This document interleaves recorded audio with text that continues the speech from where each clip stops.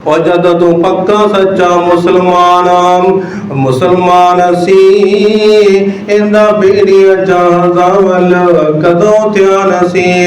अज दा मुसलमान इन्ना मसरूफ हो गया है, इन्हें को नमाज पढ़ने वास्ते टाइम को नहीं गा। अल्लाहु अकबर अल्लाह, इन्हें को कुरान पढ़ने वास्ते टाइम को नहीं गा, जिक्र व अज़कार करने वास्ते टाइम ही को नहीं गा। अदरा तो किथे गया वो मुसलमान। और जदों पक्का सच्चा मुसलमान सी इंदा बेड़िया जहाज़ां वल कदों ध्यान सी।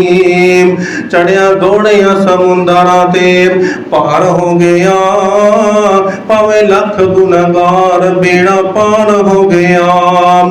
सोने नबी दे जिंदे फड़ाई नथ अपनी, भावें नथ अपनी, भावें नथ अपनी।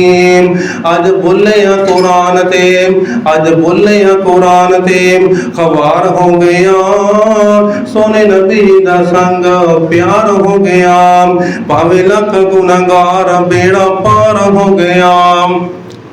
कोई हबश वाले तो एक खत लिखदा, एक काला जिहा बंदा आया विकदा।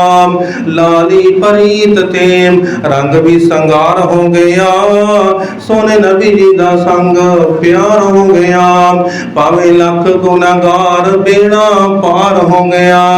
अद रात मैं गल सही कर लगा होना, साडे कोल मोबाइल वेखण वास्ते टाइम मौजूद है, फेसबुक वेखण वास्ते कोल टाइम मौजूद है। अद रात टिकटों असीं टाइम बड़ा ज़ाया कर देना ना मेरे वीर। मोबाइल ते टाइम ज़ाया ना कीता कर, अल्लाह नूं याद कीता कर, जिक्र व अज़कार कीता कर। जदों क़यामत आएगी तू पछताएगा मैं टाइम ज़ाया क्यों करते आ गया।